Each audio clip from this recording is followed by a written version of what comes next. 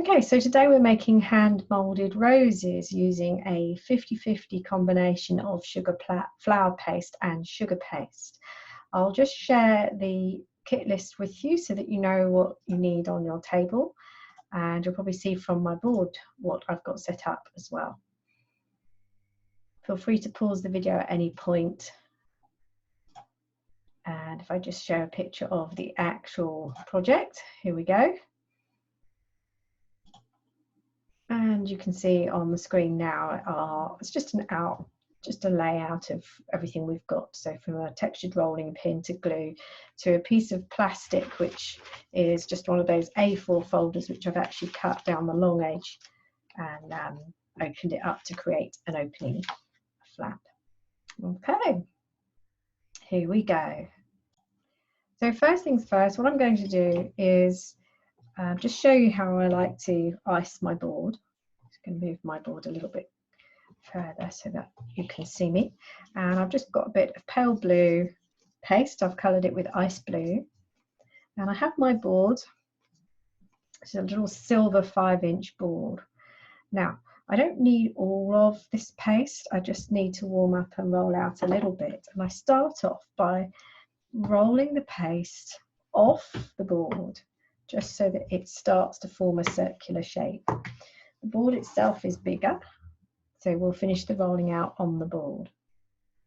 Then I'm going to put a little bit of glue. You could use water, just a little bit of sugar glue on there, and I can peel off my shape and drop it onto my board. Then if you move your board out of the way and just introduce just a non-slip mat, that should help you be able to roll without the board slipping.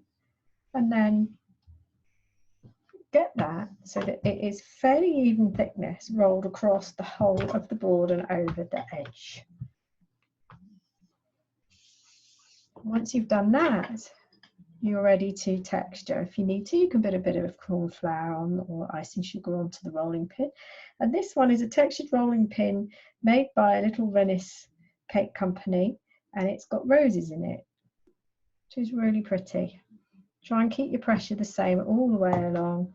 And this is just ridden up a little bit here, so I just need to gently press that down so we've got the impression all the way around the board, but it's not flattened in any way. So now we've got this really nice texture. Peel off the non-slip mat and then go ahead and trim using a palette knife, but not a sharp knife, just something that will cut nicely all the way around. Clean your palette knife off if you get any extra pieces of paste stuck to it so they don't transfer onto your board. Once you've gone all the way around, that can be left to dry a little bit because we won't need to use it until we're ready to put our roses onto the board. I'll put that out of the way.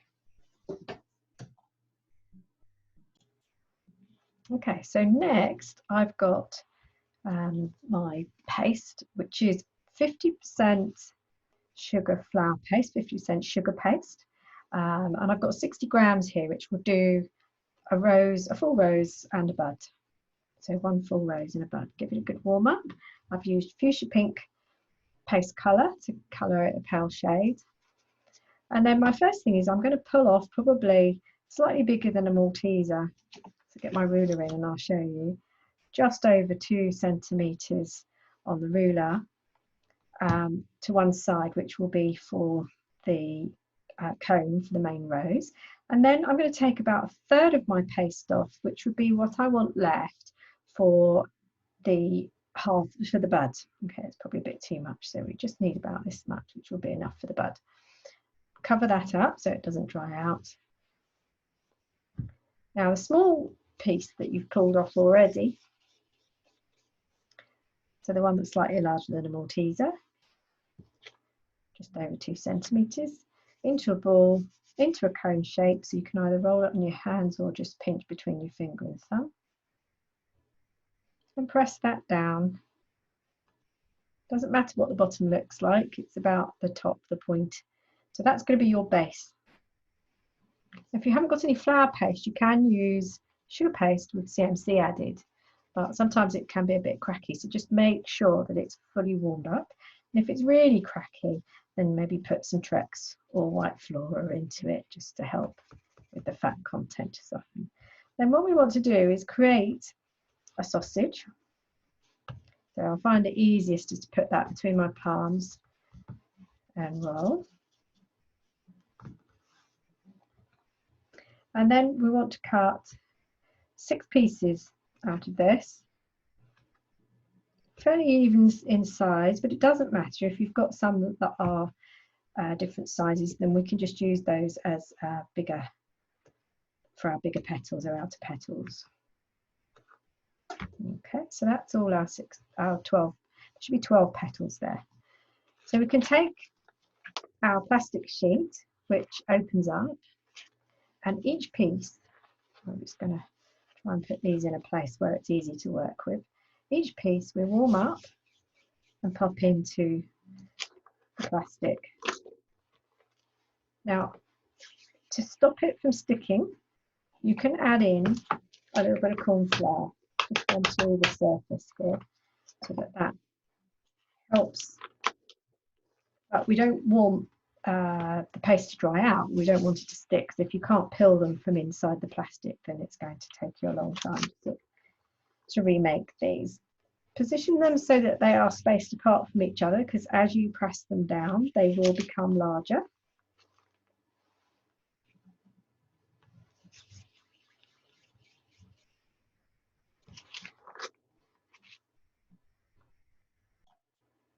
So once you've got all 12 on there, then you can just go ahead and just press them all. This stops them from rolling about. And we can press a little bit further. So working on just 1 or 2 at a time, we're going to press it so that we've got roughly 1/4 centimetre thickness.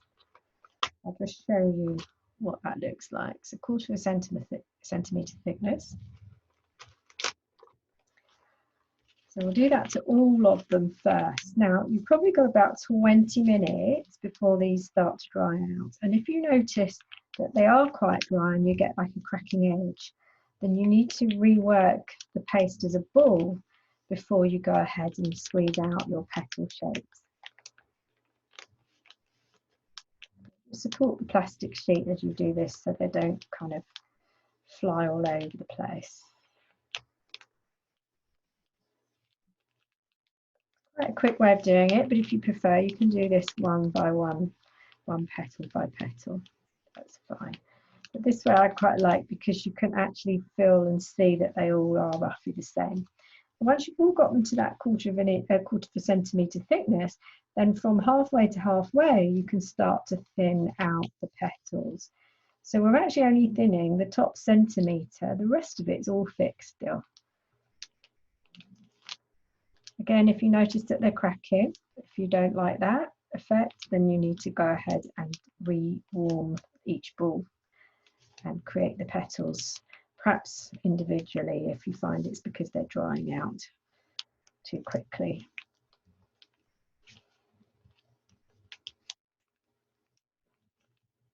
Once you've done them all, you should end up with 12 petals with a fat side and a nice thin side.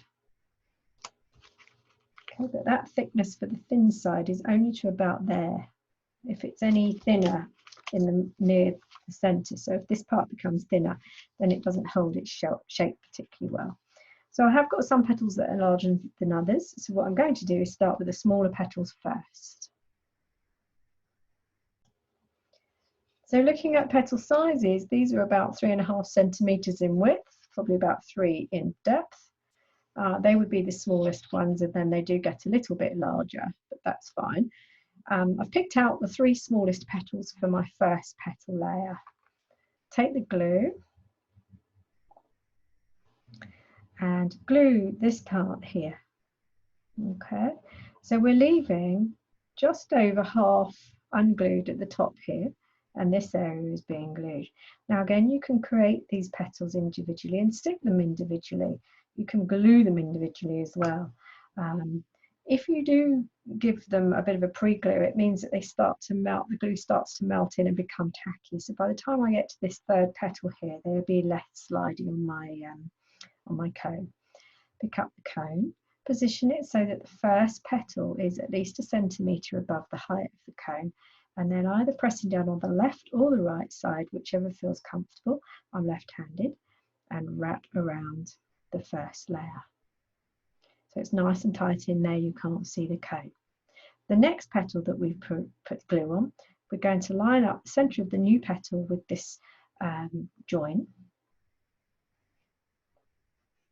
in the middle, okay? Making sure that this petal height is the same as the centre one. Wrap on one side, so whichever side you prefer. This is the left, so everything I wrap on now is going to close up on the left side, and the right hand side will be left open so I can slot another petal. Take your next glued petal, put that into there and wrap it around, and then start to close the petal up at the base only. Okay, now as we've got that slightly closed up, I can now curl the top edge of the 2 petals that I've just attached, and that would be a bud, or you could put a 3rd petal on there and that would be your bud. And if it was your bud, then you would just start to press down through the centre here just to pull off the excess cone. But I'm not going to stop there because I want to produce the other petal layers. Okay, so I've found the next 3 smallest shapes in my plastic wallet. Go ahead and glue to about halfway in exactly the same way as before. Now, it doesn't matter which side you begin on, but one of the ends of the petals that you've just put on for the first layer is going to be lined up with the centre of the new petal. So once you've glued your petals, you can go ahead and line that up. So the centre of the new petal is up the seam of, or the join of the edge of the original first layer petal. Press on one side, leave the other side open. Take your next petal shape, drop that into place, keeping an eye on the height of the petals because all the petals need to be the same height. Slot in, but leave the right hand side open or whichever side open. Doesn't matter if it's right or left, it really does probably depend on whether you're right or left-handed, what suits you best. So then, as before, we press down, making sure that the petal height is okay, and then you can open. So this forms now a half rose.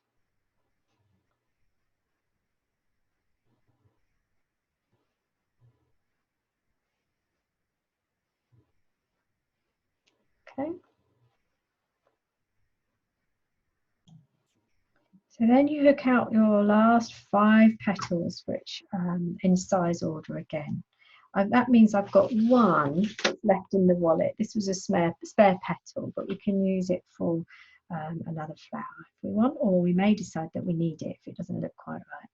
So here is my edge of my original middle layer, and I'm going to line the petal up, having glued them all.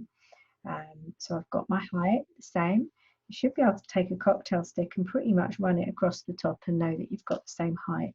If your petals on the outside are running lower as you go around, then you'll find that you will get something that looks more like a cabbage than a rose. So now we want to line up all our petals, so insert them as before, so that they all have an equal amount of space around the centre of the rose. Don't worry at this point that things aren't closed up, but just keep the flap open, pop the next one in, and go ahead and close. Now things might move around a bit, so you may need to just take a view on whether or not you need to pull them into place a little bit more, or lift them up a bit if they're drooping. Mine are dropping just a little bit. Okay. So now we've got it to this stage, we want to start to open up the petals on both sides. So what I like to do is take my finger and thumb and find the middle, roughly the middle of the petal, and just curve them down on both sides a little bit.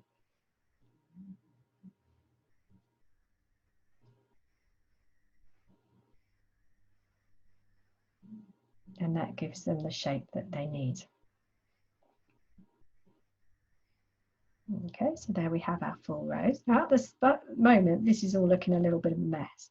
So we can, if we're careful, press down here, not so hard that the center pops out, and just get it to the point where it's cuttable. So I'm just going to take a pair of scissors and cut at an angle.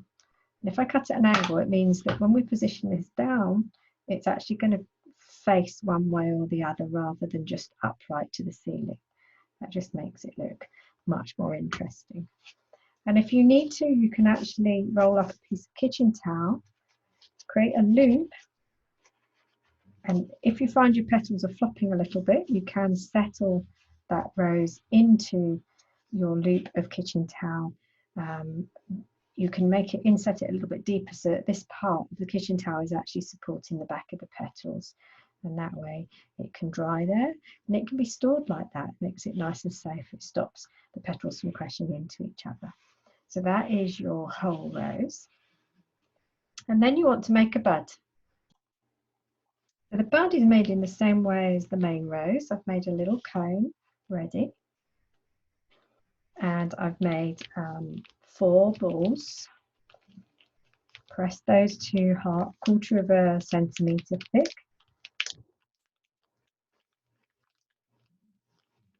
And in terms of a size, they're roughly about 3.5 centimetres in length, but you don't need to be too hung up about that.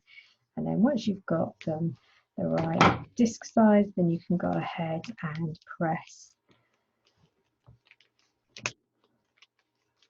to thin the top edge. Peel those all off, and you can put glue. So once you know what you're doing, this is actually quite quick.